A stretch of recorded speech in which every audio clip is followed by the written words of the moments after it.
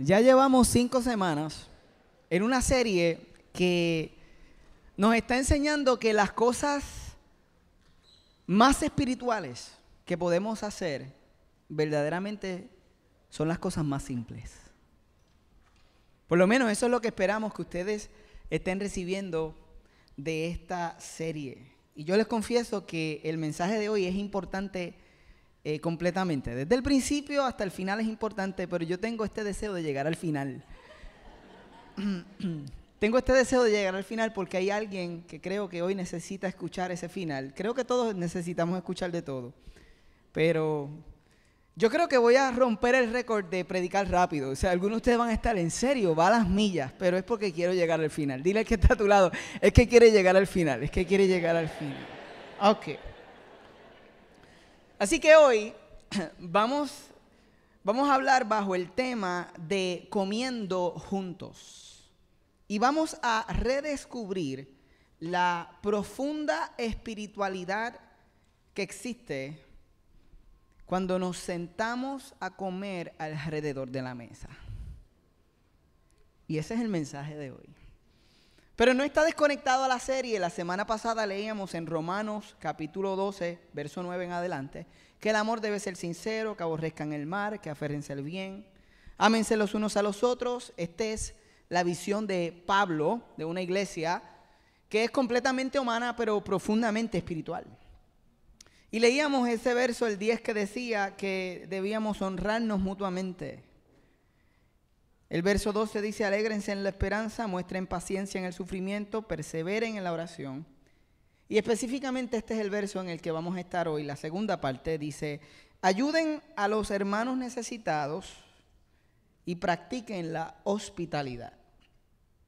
Ayuden a los hermanos necesitados lo vamos a tocar la semana que viene, y déjenme darle un adelanto de lo que va a pasar la semana que viene, porque ustedes quieren estar aquí. Por años nosotros hemos estado trabajando con la iglesia en Cuba. Mar Azul ha sido parte de preparar líderes, impulsar líderes. Algunos de ustedes financieramente han apoyado familias de pastores en Cuba. Llevamos años haciéndolo y antes de la pandemia estábamos listos para comenzar a hacer viajes y era parte de lo que creíamos que íbamos a estar haciendo. Pero llegó la pandemia y, como muchas otras cosas, eso se detuvo. Sin embargo, continuamos trabajando con ellos. Y ha llegado el momento nuevamente en el que creemos que estamos listos para comenzar a construir el puente y a viajar a Cuba. Y algunos de ustedes han estado esperando esa experiencia de poder servir y unirnos a lo que Dios está haciendo en Cuba, porque Él está allí antes que nosotros, créanme. Y el líder de este movimiento que hemos estado apoyando, le dieron una visa y nos llamaron: hey, puede estar en Puerto Rico, lo podemos lograr. Y nos emocionamos un montón y le dijimos claro que sí. Así que él viene la semana que viene y vamos a estar en todos los campus. Vamos a comenzar el sábado en el oeste y vamos a ir con él y vamos a contar la historia de cómo hemos estado ayudando la iglesia y nuestros hermanos cubanos que están necesitados. Así que la semana que viene tú quieres estar aquí para escuchar esto. Va a ser diferente. La serie continúa, pero tenemos a alguien entre nosotros que es muy especial para la iglesia y creo que va a ser el comienzo de una nueva temporada entre Mar Azul y Cuba. Así que si tú has sentido un poquito en el corazón ese deseo de: Señor, yo creo que hay algo ahí para mí, no faltes. Ahora, la segunda parte de este verso dice: practiquen la hospitalidad. Y nosotros hemos estado hablando de esto recientemente. ¿Se han dado cuenta? Estamos bien espirituales. Que después de todo, lo más simple es lo más espiritual. ¿Y qué significa practicar la hospitalidad?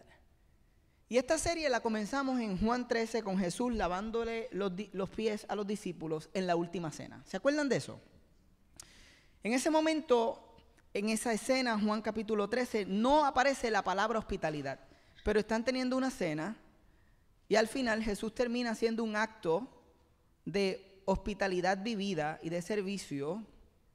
Y cuando termina de lavarle los pies a los discípulos, les dice: ejemplo, una versión, la Reina Valera 1960, dice: ejemplo os he dado. Pero esas palabras a veces a nosotros es como muy cursi.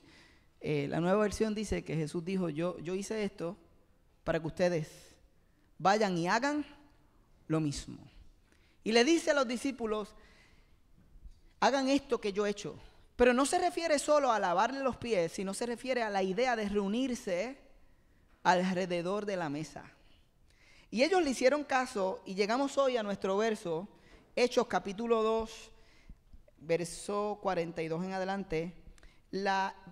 El resumen de la iglesia naciente, dado por Lucas a nosotros, dice así: se mantenían firmes en la enseñanza de los apóstoles, estos son los primeros creyentes, los discípulos, en la comunión, esto es después de Jesús ascender al cielo, en el partimiento del pan y en la oración. Ahí está, el partimiento del pan, pan sobao, pan de agua. Ustedes van a ver qué significa esto ya mismo. Todos estaban asombrados por los muchos prodigios y señales que realizaban los apóstoles. Todos los creyentes estaban juntos, tenían todo en común. Aquí voy rápido: vendían sus propiedades y posesiones y compartían sus bienes entre sí según la necesidad de cada uno. No dejaban de reunirse unánimes en el templo ni un solo día. Pausa. De casa en casa. ¿Qué dice ahí?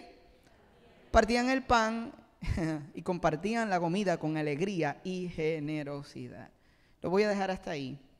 Noten que si tú eres el autor a principios de siglo, no tienes los recursos que tenemos hoy para, cuando estás escribiendo, hacer que algo resalte. Ahora nosotros podemos hacer un documento y le ponemos algo bold, negrilla, para que resalte. O le ponemos highlight, o hacemos itálica. Los documentos, ustedes saben. Pero este autor no tiene esa posibilidad. So, si él quiere resaltar algo, ¿cuál es su único recurso como autor? Repetirlo, la repetición.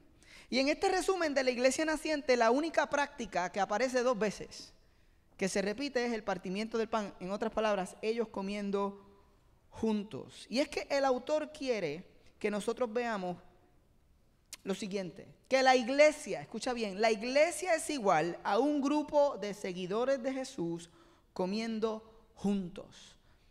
Si alguien te pregunta, ¿por qué es Mar Azul? Yo no sé si nosotros pudiéramos decir, bueno, nosotros somos un grupo de seguidores de Jesús que comen juntos. Bueno, algunos de nosotros comemos juntos. Pero la iglesia original, la iglesia naciente, se trataba de eso y pasaba alrededor de la mesa de una casa. Les voy a probar en el Nuevo Testamento algunas ocasiones donde encontramos esto, y hay muchas más, ¿ok? Romanos 16, 3. Saluden a Priscila y Aquila, mis compañeros de trabajo en Cristo Jesús. Saluden igualmente a la iglesia que se reúne en la casa de ellos. Ahí está, Romanos 16. Bueno, yo lo tenía, ustedes lo escucharon. Colosenses 4, yo lo tengo también. Creo que ustedes lo tienen. Colosenses 4 dice: saluda a los hermanos que están en la Odisea y a Ninfas y a la iglesia que está en su casa. La iglesia era en la casa. Filemón, ¿alguna vez has leído a Filemón 1? Pablo, prisionero de Jesucristo, y hermano Timoteo, al amado Filemón, colaborador nuestro, y a la amada hermana Apia, qué lindo, y Arquipo. Oye, pero es un nombre lindo. Y dice, y a la iglesia que está en tu casa. Ok, noten que desde Jesús hasta la iglesia naciente y la historia de la iglesia naciente en el Nuevo Testamento, cuando vemos la iglesia es un grupo de aprendices de Jesús comiendo juntos alrededor de la mesa como familia. Y es interesante ver cómo la iglesia crece de reunirse en la casa, finalmente a crecer tanto que el Imperio Romano nombra esta la religión oficial del imperio, hasta lo que es hoy, más de 2000 años más tarde, que se ha convertido en un movimiento histórico mundial que cuenta con más de 2 billones de personas vivas que afirman ser parte de la iglesia de Cristo. Yo sé que hay muchos nombres, muchos apellidos, pero hay 2 billones de personas sobre la faz de la tierra hoy que afirman ser parte de la iglesia de Cristo. ¿Cómo comenzó? ¿Cómo transicionamos desde aquella pequeña mesa a lo que somos hoy? Pudiéramos ir al Nuevo Testamento para ver un poco de cómo sucede. El problema es que el Nuevo Testamento solo relata las primeras décadas de la iglesia naciente. Y después de eso tenemos que recurrir a la historia para conocer cómo se desarrolló. Y yo dije, historia es muy aburrido, pero pensé en que mi esposa y a algunos de ustedes les encanta la arquitectura, el diseño de interiores, y yo dije, pues vamos a tratar de explicar cómo pasamos de la mesa a lo que somos hoy a través de la arquitectura. Así que arquitectura de la iglesia 101. Con alguien que no está demasiado preparado para hablar de esto, pero que tiene amigos arquitectos y que tiene esposa que estudia y que me corroboró este mensaje. Así que este mensaje lo estamos predicando Cristina y yo juntos, ¿ok? Vamos a ver. La arquitectura de la iglesia 101. Y es importante. Al principio, la arquitectura fue simplemente una casa y la mesa porque recuerden que los discípulos están realmente siendo perseguidos. Era ilegal hacer lo que hacían. Y cuando tú estás huyendo y tu espiritualidad atenta con tu vida, tú no haces un templo, tú no haces un edificio, no construyes nada. Tú te sientas en una mesa. Así que al principio fue la casa. Luego, miren lo que sucede. Crecieron tanto en las casas y casas y casas y casas y casas y casas que todo el mundo, bueno, la mitad, se estima que la mitad de los romanos habían procedido, habían decidido por el camino, por la fe, por Cristo, y el paganismo empieza a decrecer en ese momento, y habían unos edificios llamados basílicas que eran utilizados honestamente por el gobierno romano como el tribunal de Roma, y anterior a ellos habían sido utilizados como templos de Zeus y templos de Apolo por los griegos. Y la historia es que los creyentes, que parece que las casas estaban apretadas, dijeron, oye, estos edificios los podemos usar. Así que se mudaron, empezaron a utilizar basílicas para reunirse y llevaron la mesa con ellos. Y aunque estaban en una basílica que en muchos casos era un cuarto, como una casa grande octagonal, ellos llevaron la mesa, y todavía la mesa y el hecho de sentarse a la mesa a comer seguía siendo el centro de gravedad de la iglesia en aquel momento. Lo que sucede después es que como ahora Roma hace la religión oficial, el cristianismo, comienzan a invertir dinero en lo que nosotros hemos ido a ver cuando viajamos. Se llaman catedrales. Algunos dijeron restaurantes, no, catedrales. Y pues ese chiste no llegó a ningún lado. El segundo fue mejor. Las catedrales comenzaron a tener primero el estilo greco-romano, luego el estilo gótico, y también en Italia el estilo barroco, ¿ok? Y si ustedes vieran una vista panorámica de arriba de las catedrales, se darían cuenta que en esencia se diseñaron de tal forma que interiormente simularan una cruz. Desde arriba, cuando tú miras una catedral, te das cuenta que la mayoría de ellas fueron diseñadas en forma de una cruz. Y en el centro de esa cruz había un espacio donde ponían la mesa.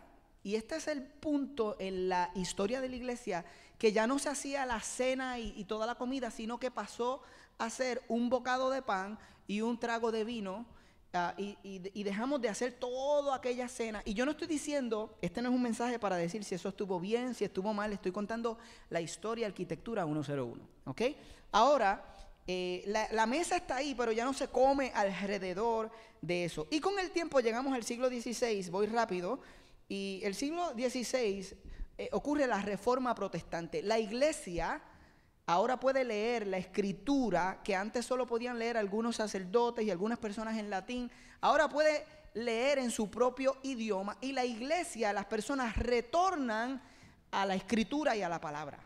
Y como consecuencia de eso, ahora hay personas que pueden leerla y pueden interpretarla. Ocurre la Reforma Protestante, y los templos dejaron de ser aquellas catedrales y se convirtieron esencialmente en rectángulos o espacios cuadrados en los que había un púlpito. Porque si tú querías escuchar la Biblia, tenías que ir escucharla en tu propio idioma, y todavía no podías adquirir o podías tenerla en tus manos. Tú ibas y escuchabas a alguien que le interpretaba y le enseñaba en tu propio idioma. Ibas y había un púlpito. Y por mucho tiempo la mesa quedó desplazada y ahora el centro de gravedad, ¿qué era? El púlpito. Ustedes están conmigo, muy bien. Y llevándolo al mundo moderno, que bueno, estoy súper en tiempo porque quiero llegar al final. Llevándolo al mundo moderno, tenemos el crecimiento de la música. Ok, miren, debido a la tecnología de las radios y luego la televisión y el cine, a la urbanización, donde ahora la gente vive amontonada en una ciudad y salía a la ciudad en busca de algo que hacer, más o menos al mismo tiempo que eso está pasando, la música comenzó a tomar un papel bien importante dentro de la iglesia en el occidente. Ahora la adoración a través del canto, que siempre había sido parte de la iglesia, porque desde el principio, desde la casa y desde la mesa, alguien se paraba y cantaba algo. Pero no era como, nosotros estamos acostumbrados aquí, 3 personas cantando música, el asunto, ¿sabes? Era alguien que se paraba y solo decía Dios me ama, o sea, cantaba un himno, el que sea pero era solo, no estaba acompañado, era parte siempre. Déjame explicar, la adoración siempre fue parte de la iglesia, pero nunca en la historia por 2000 años había pasado a ser como lo que nosotros tenemos aquí. Bueno, realmente no aquí, porque lo que sucedió fue que la iglesia introdujo el órgano dentro de la iglesia con el órgano de pipes, de pipas. Sí, que no quería decir pipa porque la gente no sabe, después piensa que es eso, órgano de pipas. Y entonces, lo que quiero decir es pipes, tú sabes.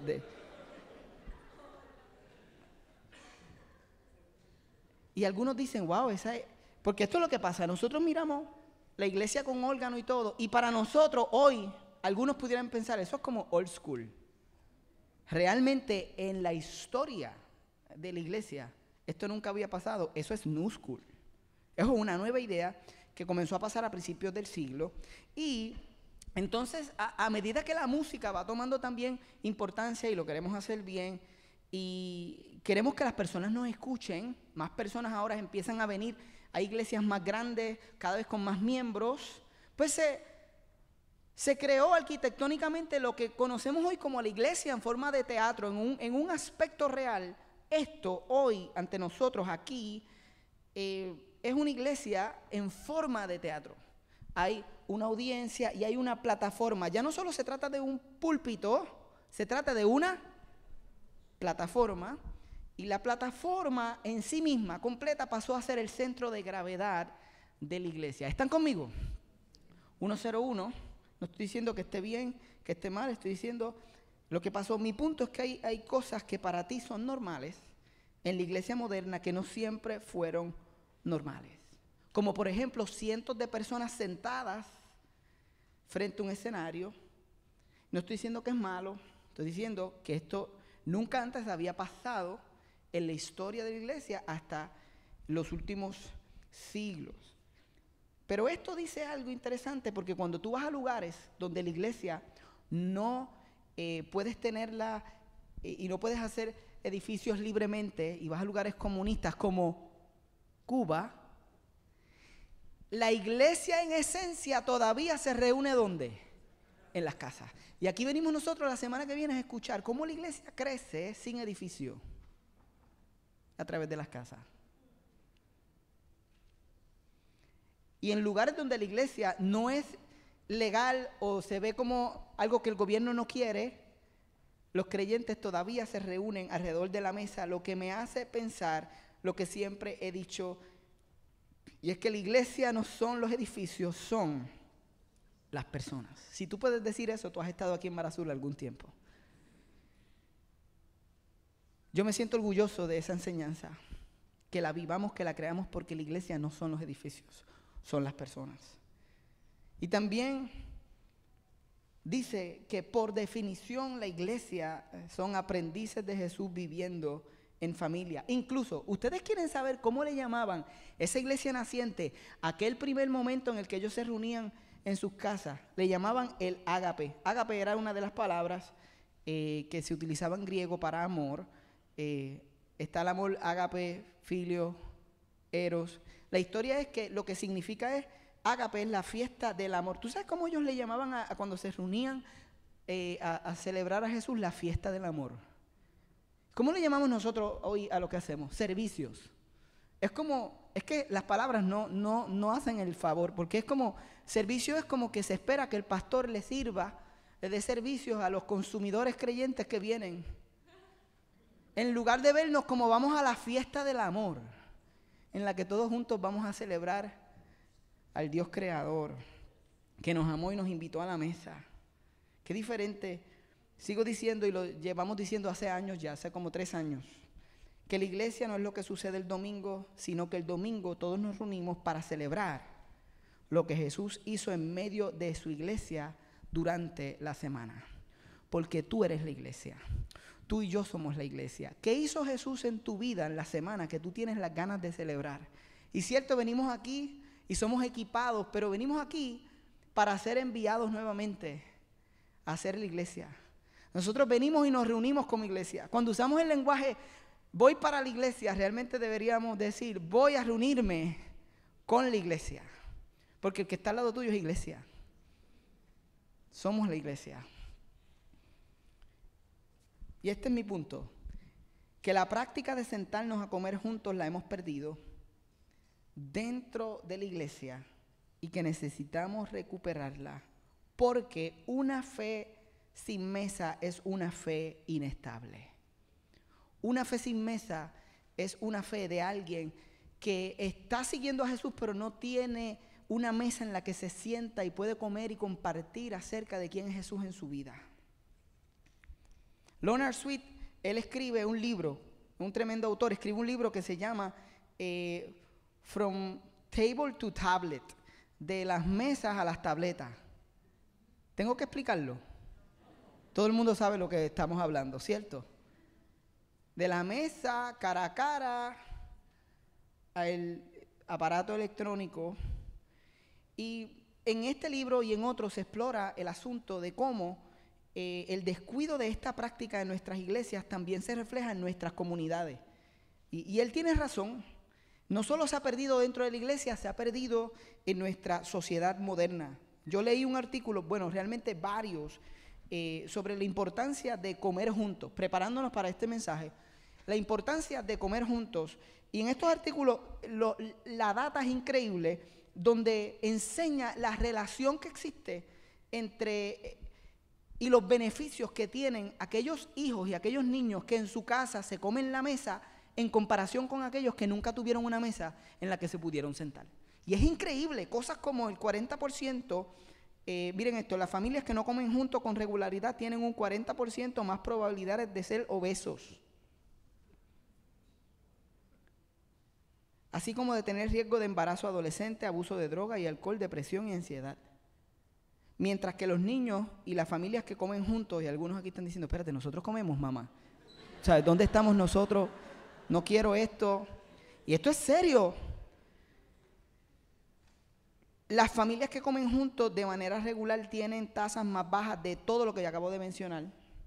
Tasas de graduación más altas y una mejor relación con mamá y papá. Y tienen teléfonos brutales, ¿sabes? Modernos. Todos los que comen juntos tienen teléfonos brutales. Así que, y le dicen, mira, cuando vamos a comer, apaga el teléfono. Cuando vamos a sentarnos a la mesa, apaga el teléfono. Muy bien. Siempre yo lo digo con mucho amor y siempre hay gente que dice, no, tú una vez a mí me sonó el teléfono y tú hiciste un chiste. Chico, yo te hice un chiste. Eso es mejor que un regaño. Siéntete beneficiado y amado por la iglesia. Esta es una iglesia que te ama. Yo quisiera que tú... Bueno, vamos a...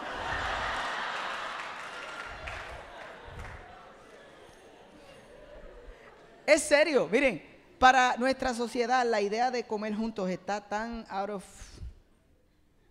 Es como tan irremediablemente desactualizada. Hay varias razones por las que esto sucede. Somos la generación del divorcio, la nueva normalidad para más de la mitad de las parejas. Tenemos la redefinición de la familia, del matrimonio, de la sexualidad y ahora incluso del género en las últimas décadas. Y una vez más, yo estoy contando la historia. Realmente la mayoría de los padres hoy ni siquiera saben cocinar. Yo estoy bregando con eso. Este mensaje nos está tocando a todos. Escucha esto. Solo el 17% de las familias actuales, el 17%, se sientan regularmente a comer. Y cuando comen juntos, el tiempo promedio que pasan comiendo, hace 60 años atrás era 1 hora y media. Pero hoy se ha reducido a 12 minutos. De ese 17% que come juntos, si hay 10 familias, quizás 2 lo hacen, casi 2 lo hacen. De esos 2 que lo hacen, el promedio que pasan juntos son 12 minutos. 12 minutos. Por eso no nos sorprende que en las últimas décadas ha habido una disminución de un 45% en la hospitalidad. Como resultado vivimos en un mundo lleno de gente solitaria y como decía Madre Teresa, la soledad es la lepra del mundo moderno. Y aquí es donde entra la hospitalidad en juego. Lo que hemos leído, lo que estamos escuchando, la práctica profunda y espiritual de ser hospitalarios. La palabra hospitalidad en el idioma original del Nuevo Testamento es filosenia, que hemos dicho filo viene de amor, senia hacia el extraño, hacia el inmigrante, al marginado, al invitado. La hospitalidad es una postura del corazón. Como he dicho antes, la hospitalidad, antes de ser algo que uno hace, es algo que uno es. Y Romanos 12:13 nos dice, ayuden a los hermanos necesitados y practiquen la hospitalidad. Y la palabra practiquen en original carga la idea de ser intencionales, de esforzarnos por hacer eso. Así que esta es la conclusión. ¿Cómo recuperamos? Bueno, esta es la conclusión antes de la conclusión a la que yo quiero llegar. Y no está en el medio, está justo en el lugar adecuado. ¿Cómo recuperamos la hospitalidad y el comer juntos en Mar Azul? Porque esta es una forma tangible de amarnos los unos a los otros. Les leo lo que leímos hace unas semanas cuando hablamos de hospitalidad. Rosaria Butterfield escribió lo siguiente. De verdad, si quieres, tómale una foto y léelo 2 veces esta semana, 3 veces, adicional a leer la escritura. Esto está lleno de verdad. Dice, hospitalidad radicalmente ordinaria. Quienes la viven convierten a extraños en vecinos y a los vecinos en la familia de Dios. Retroceden ante la idea de reducir a una persona a una categoría o a una etiqueta. Ven la imagen de Dios reflejada en los ojos de cada ser humano en la tierra. Aquellos que viven una hospitalidad radicalmente ordinaria ven sus hogares no como suyos en absoluto, sino como un regalo de Dios para el avance de su reino. Abren puertas, buscan a los desfavorecidos, saben que el Evangelio pide las llaves de su casa. ¿Alguna vez habías pensado eso? El Evangelio pide las llaves de tu casa. Lo que esto significa es que para que esto afecte a Puerto Rico tiene que comenzar en nuestras casas. No hablemos tan siquiera de ser hospitalarios y sentarnos a comer con personas que no conocen a Jesús para amarlos si tan siquiera no podemos hacerlo en nuestras casas. Esto es una palabra pastoral. Tenemos que sacar tiempo para comer juntos y tenemos que pasar de 12 minutos. Tenemos que buscar cómo darle intención a esta idea. Tiene que comenzar en nuestras casas. Yo pensaba esta semana en mis oportunidades de mesa. Esta fue una semana para mí rica en mesas. Estuve en más de 12 mesas. Las de casa, que no son todos los días, ni se crean que la tenemos tan mangá. Mesas con personas que tuvieron necesidad o pasaron una situación y fuimos y después nos unimos en esa mesa y hablamos y reímos y comimos en un restaurante. Mesas. Y me puse a pensar en que lo que nosotros somos y lo más valioso que nosotros recordamos de aquellos que amamos tiene que ver con las mesas en las que hemos estado con ellos. Y me puse a pensar en ustedes, en algunos de ustedes. Y a algunos les envié texto. Y les dije, agradezco esta mesa, porque pude pensar y pude ver los momentos en los que hemos estado con alguien en la mesa, porque es lo más valioso. Algunos estiman que es lo más, el momento más feliz, el que el ser humano se va a poder encontrar, es sentado con personas que ama a la mesa, comiendo algo que quiere comer. ¿Y tú? ¿Has podido estar en la mesa o es una práctica que no está tan presente en tu vida? Porque si quieres puedes recuperarla y es tan profundamente espiritual que te va a sorprender lo que va a hacer en tu vida. Esto es lo que Dios está haciendo en la vida de Cristina y en la mía, porque cuando nos preparábamos para este mensaje, decíamos, ¿y qué vamos a hacer nosotros con este mensaje? ¿Cómo se ve esto en nuestras vidas? No solo la forma en la que comemos. Estos días hablábamos, mi mamá me recordó, oye, extraño nosotros le llamábamos noches judías, déjeme decirlo bien, noches judías. ¿Por qué? Porque los judíos tienen como cultura la idea de ayudarse familiarmente, se reúnen, se ayudan, están en contacto. Nosotros empezamos a hacer noches judías, pero algo pasó que dejamos de hacerla y como que se cayó eso entre nosotros y dijimos, vamos a volver a poner las noches judías. Así que mami, ya mismo te llamamos noches judías nuevamente. Pero más que eso, empezamos a pensar, ok, ¿cómo podemos darle la oportunidad a otros de tener esta experiencia tan increíble que en el mundo moderno no tienen, de sentarse a una mesa? Y pensamos en nuestros vecinos. Y fue como una mezcla de alegría y a la misma vez de susto, porque dijimos, podíamos pensar en, vamos a hacer, invitar parejas de Mar Azul, pero esa es bien fácil todavía. Y posiblemente alguien en Mar Azul ya te invitó y eres parte de un círculo, o quizás Dios te está llamando a ti a abrir un círculo que no es otra cosa que una mesa, que es volver a la mesa. No es complejo. Ahora, Cristina y yo pensábamos, wow, empezamos a pensar en los vecinos. Y esto tiene que hablarse más adelante y le tenemos que decir a nosotros, o contarle a ustedes cómo va a funcionar esto en nuestra familia, porque empezamos a orar y como que, Señor, dirígenos, que el Espíritu Santo esté ahí. Porque le vamos a decir a nuestros vecinos, para tratar de tener un tiempo semanal de mesa. Pensamos como en 6 parejas o 7 parejas. Y son parejas que no conocen a Mar Azul, ni conocen del Señor, o quizás saben algo de Mar Azul porque alguien le choteó algo, lo que sea, pero no son parte de la... Y fue tan emocionante pensar que lo más espiritual que tú puedes hacer no es lo que hacemos aquí al frente.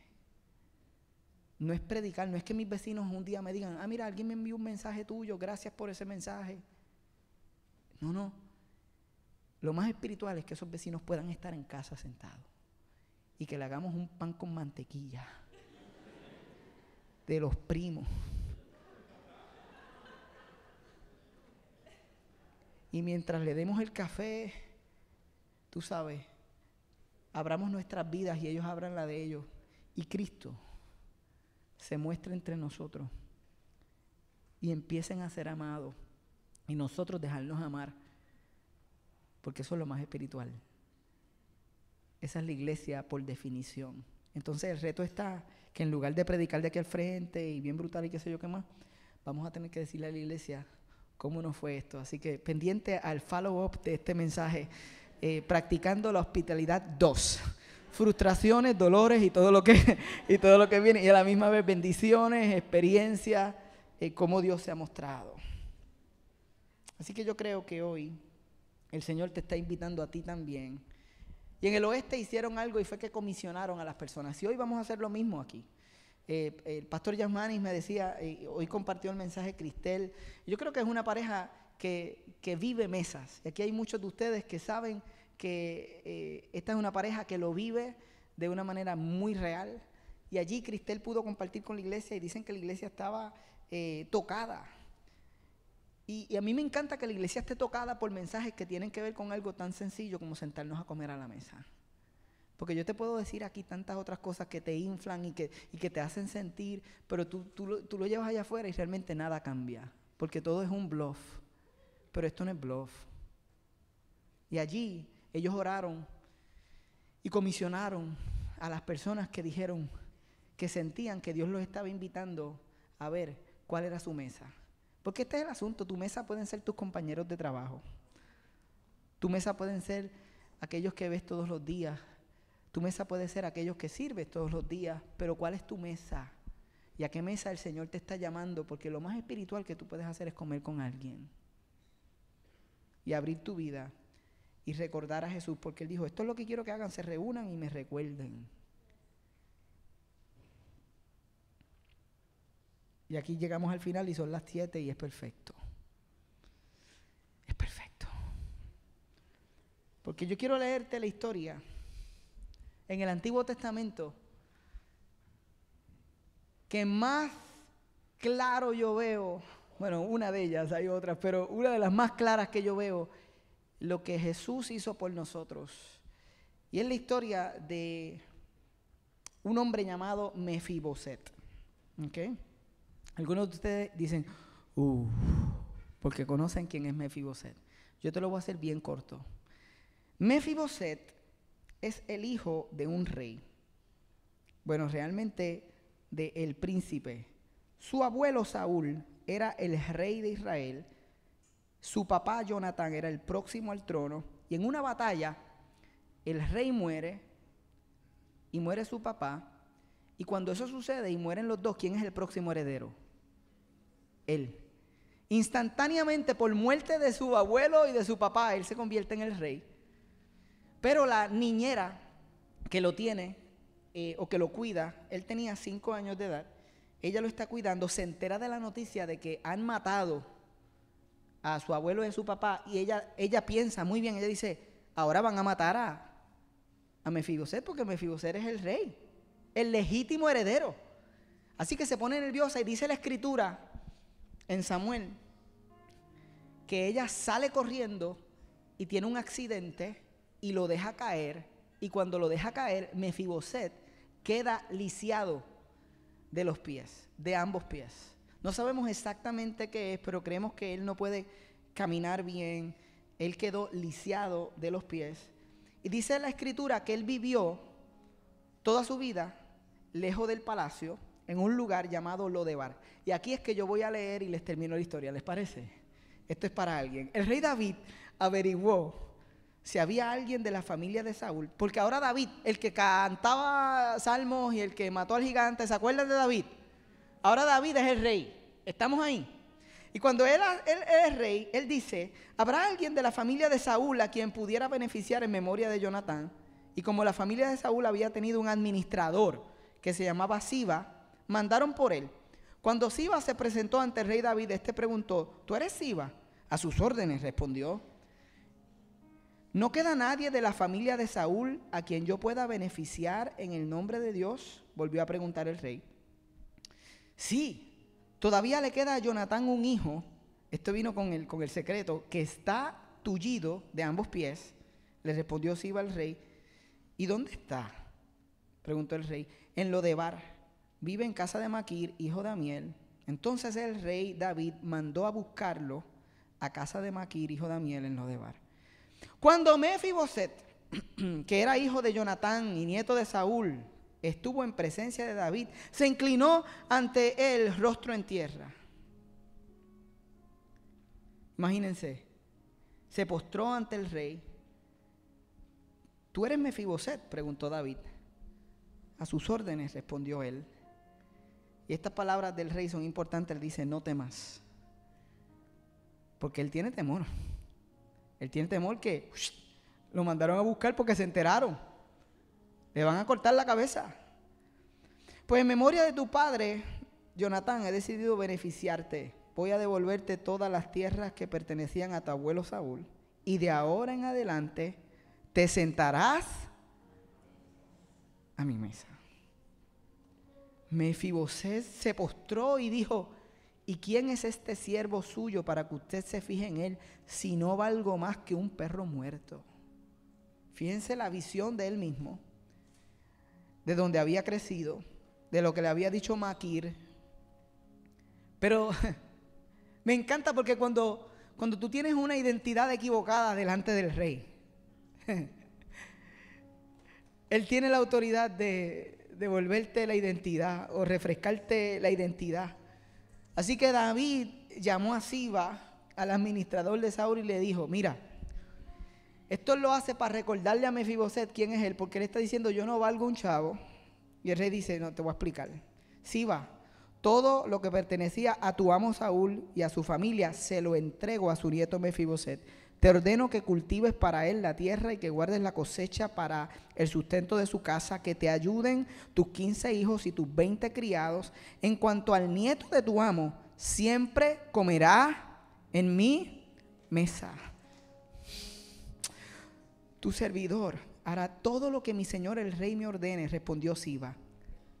Y esta frase me encanta, esta es una nota del autor. A partir de ese día, Mefiboset se sentó a la mesa de David como uno más de los hijos del rey. Como uno más de los hijos del rey.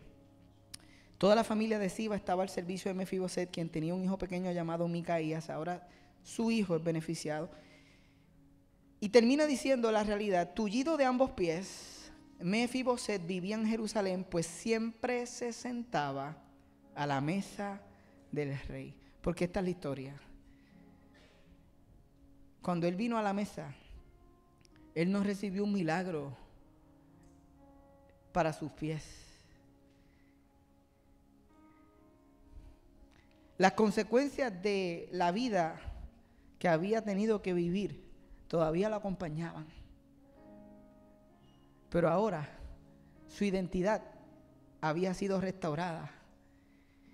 Y aunque él mismo no se veía como digno de haber sido llamado a sentarse en la mesa y no se veía como alguien que debía estar en el palacio por lo que ya había experimentado, el rey le dijo: no, tú tienes un espacio en esta mesa. Este eres tú. Tú vas a comer siempre en esta mesa. Tú no tienes que estar en el desierto, en Lodebar. Este es tu lugar. ¿Y por qué digo que esto es una imagen de Cristo? Porque tú y yo fuimos creados para ser hijos del rey. Y las cosas sucedieron y los accidentes de la vida nos impactaron y crecimos lejos del lugar y de la cercanía y de la relación que quería tener el rey con nosotros. Pero el rey envió a su hijo Jesús para que nosotros pudiéramos ser invitados nuevamente a la mesa, para que nuestra identidad pudiera ser restaurada. Y puede ser que hay alguien aquí que diga: yo llegué a este lugar y yo no sé ni si tan siquiera puedo pertenecer a la familia. Yo no me siento en ninguna mesa porque yo nunca he tenido una mesa. Porque yo siempre he comido solo, en la esquina, a nivel de microondas, o desde que mi papá se fue, o desde que mi mamá se fue. Y tu identidad ha sido el que come solo, la que come sola, la que no tiene nadie con quien compartir su vida, la que está fuera de un círculo amoroso. Pero hoy Dios te trajo a este lugar para que escucharas sobre la mesa, pero para invitarte a ti a sentarte con Él en su mesa como hijo del rey que eres, como hija del rey que eres, para que tu identidad sea restaurada, para que puedas comer con Él.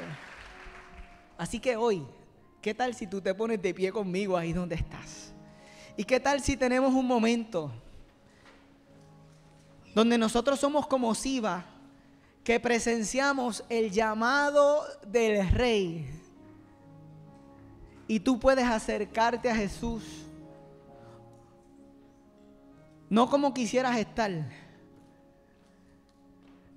no cuando tus pies se enderecen? Escúchame, el evangelio no se trata de que tienes que enderezar los pies para venir a seguir a Cristo, no. Es que hay un espacio en la mesa con todo y tus pies virados. Él lo que quiere es que te sientes, porque una vez te sientas en la mesa, Él te cubre. Y cuando los demás miraban a Mefiboset en la mesa, tú sabes lo que la gente pensaba. No decía: ah, mira, el de los pies virados. No, mientras él estaba en la mesa, ellos lo que veían era: mira, el hijo del rey, mira, la hija del rey. Y hoy, tú tienes la invitación de Dios para acercarte a su mesa y disfrutar de una relación con Él. Y yo oro que todo este mensaje le hable a la iglesia, pero le hable a aquel que hoy Jesús está invitando a ser parte de la iglesia, a vivir la iglesia. Señor, en el nombre de Jesús, hay alguien en este lugar que necesitaba escuchar todo este mensaje. Y hoy como iglesia queremos orar, queremos cantar. Pero más que la plataforma, Señor, queremos que sea un proceso de acercarnos a ti. Más que solo un mensaje que es compartido y que algunos escuchan, queremos que sea una fiesta de amor en la que nosotros, Señor, celebramos que tú estás llamando a personas para sentarse en tu mesa. Que hoy es el día de perdón, que hoy es el día de restauración para alguien. Gracias, Señor.